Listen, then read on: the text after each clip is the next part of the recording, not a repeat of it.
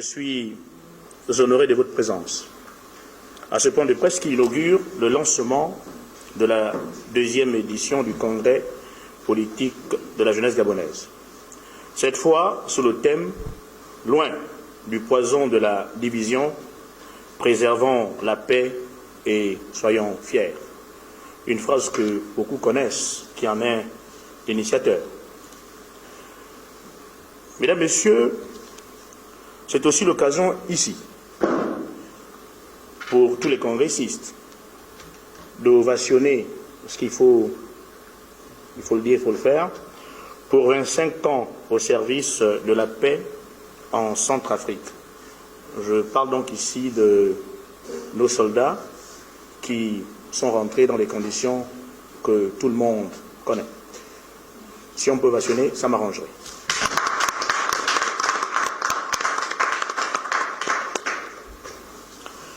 Monsieur le Président de la République, Son Excellence Ali Bongo Ondimba, s'adressant au peuple gabonais, notamment face au Parlement, puis lors du traditionnel discours à la nation, est revenu sur la nécessité du vivre ensemble et la préservation de la paix, socle de la cohésion nationale, gage du développement durable.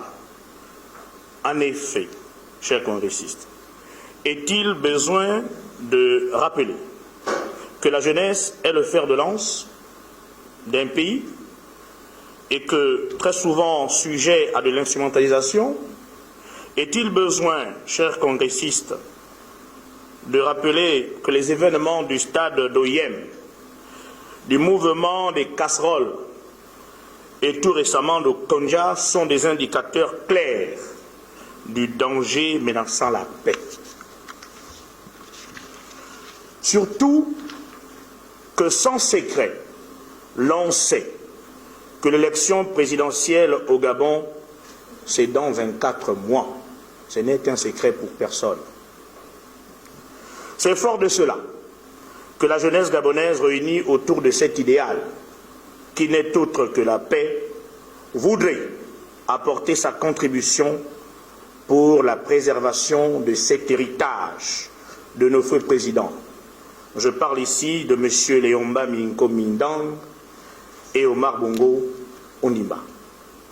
Ce deuxième congrès politique de la jeunesse gabonaise, sous le thème très évocateur, loin du poison de la division, préservons la paix et soyons-en, messieurs, fiers, vient ici réaffirmer la prise de conscience de la jeunesse face aux enjeux politiques à venir, appeler les uns et les autres à la retenue, à faire attention, à demeurer vigilants et de ne ménager aucun effort pour que notre vivre ensemble ne soit guère menacé.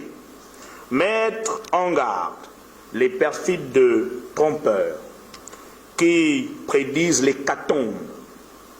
Oui, prédisent l'hécatombe pour broyer notre vivre ensemble, en instrumentalisant la jeunesse via les réseaux sociaux et autres canaux mafieux, pour exprimer leurs velléités et autres projets catalytiques qui ne passera point. Car avec la jeunesse gabonaise, épris de paix, Dieu y réside. Le deuxième congrès politique tient à remercier les présidents de différents partis politiques de l'opposition, ceux de la majorité et la société civile qui ont bien voulu mettre à la disposition de ce congrès différents jeunes leaders de leur appartenance politique respective. Messieurs et chers jeunes, c'est l'occasion d'annoncer ici que les inscriptions se poursuivent, ce jusqu'au 25 de ce mois. Et le responsable réseau va présenter officiellement dans son département comme les modalités d'inscription via les canaux électroniques prévu à la circonstance. En ce qui concerne le Congrès politique de la jeunesse, dont nous félicitons les 8000 membres sur toute l'étendue du territoire national, ce qui d'ailleurs nous a amené à revoir les dates. La jeunesse veut s'exprimer, la jeunesse veut prendre part, la jeunesse est consciente. Mesdames, Messieurs, la Covid-19 circule toujours et en deuil. C'est l'occasion de rappeler à tous les jeunes congressistes la nécessité des mesures barrières, mais également, mieux, la vaccination. Le premier congrès politique de la jeunesse gabonaise avait pour intitulé « Casser, brûler, piller, plus jamais cela ». Ça voudrait dire que, fort d'avoir vu juste, puisque nous savons que nous avons des frères, il ne faut pas se le mentir, qui sont en prison. Ce n'est pas une place pour la jeunesse, la prison. Mais malheureusement, pourquoi? Les derniers événements du mouvement des casseroles, c'était la descente dans la rue. C'est pour éviter cela, madame. Le chef de l'État arrive à l'Assemblée nationale rénovée. Il a souvenance que ce palais, si on parle de rénovation, c'est parce qu'il avait d'abord été incendié. Faut-il continuer ainsi? N'ayons pas peur de le dire avec les mots. Il n'y a pas longtemps, une visite, je n'appellerai pas ça une tournée, dans Okonja, il y a bien un compatriote qui n'a plus sa maison là-bas. Doit-on continuer ainsi? L'heure n'est pas au bilan. Pourquoi? Parce que la thématique demeure la même. Nous n'avons pas créé le fossé entre la rue qu'il faut éviter et la paix qui est troublée. Parce que comment on trouble la paix? C'est en posant des actes. Et le premier élément, c'est évidemment la division.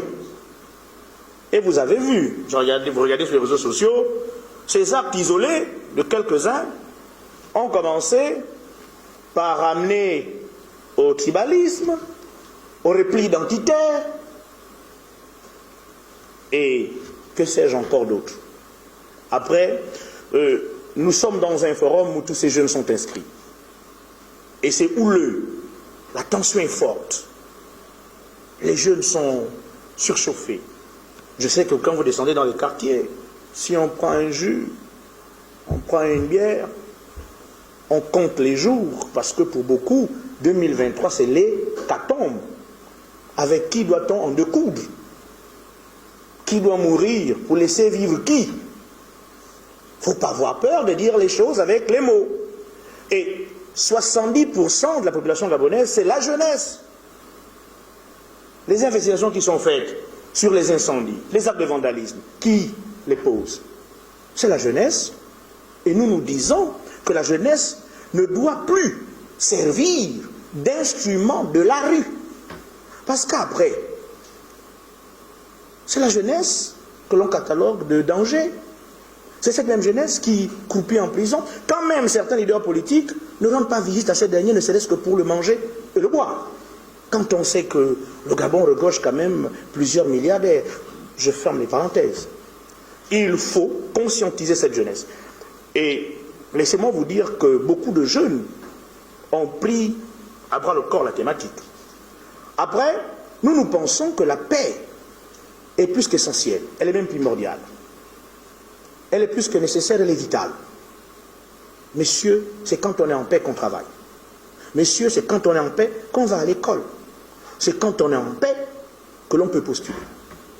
La paix est donc essentielle pour tout le reste. Ne nous voilons pas la face. Quand il y a danger, il faut qu'il y ait alerte. Et c'est là qu'intervient ce drapelet. Vous voyez, hein, c'est du tout blanc. C'est de cette paix dont nous parlons, au sens littéral, l'absence de guerre. Ne faisons pas en sorte que nos frustrations viennent saper le vivre ensemble, messieurs.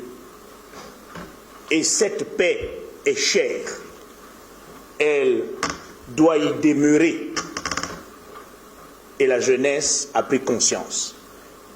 Dans ce forum, la jeunesse veut réitérer aux autorités qu'elle ne sera plus un instrument de la rue, mais qu'elle doit prendre part aux décisions.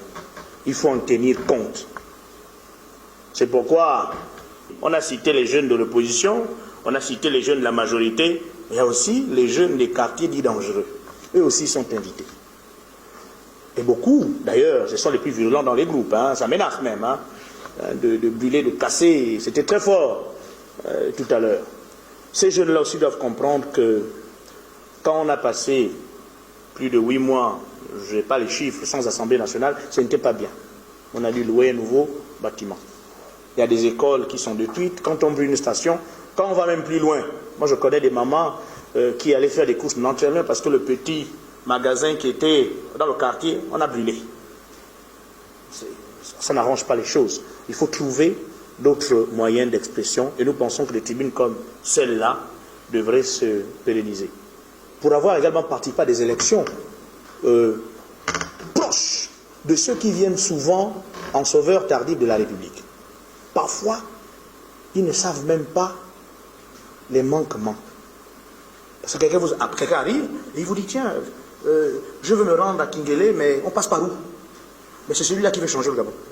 Il ne sait même pas comment il faut s'y rendre à Kingele. Il ne sait pas où se situe le marché Momboué. Son projet de société va se baser sur quoi? Moi, je pense que les plus autorités ont compris qu'il faudrait plus que des personnes s'autoproclament candidats sous la base de leur propre velléité, qui viennent vivre, ne serait-ce que 6 mois, la souffrance du Gabonais, qu'ils bâtissent des projets de société via ce qu'ils voient, ce qu'ils touchent.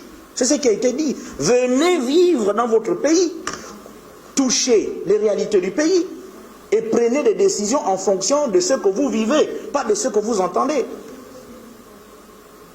La loi n'interdit pas à ces derniers d'être candidats, mais qu'ils viennent être candidats dans leur pays. Que les Gabonais les connaissent d'abord. Nous sommes arrivés à des endroits où le Gabonais demande, lui, c'est qui? C'est aussi un Gabonais. Il vivait où? Même l'accent ne cadre pas avec le contexte sociologique, parce que parfois on est très francisé. Hein? On veut que le Gabonais s'occupe du Gabon. Et le vrai Gabonais, c'est celui qui y réside. Mesdames, Messieurs, le 14, le 15 et le 16 octobre 2021 se dérouleront le 2e congrès politique de la jeunesse sous le thème connu, loin du poison de la division, préservons la paix et soyons fiers. C'est ainsi pour moi de remercier Dieu, tout en appelant qu'il continue à bénir le Gabon, pour que vive la jeunesse gabonaise, pour que vive le 2e congrès politique de la jeunesse. Je vous remercie.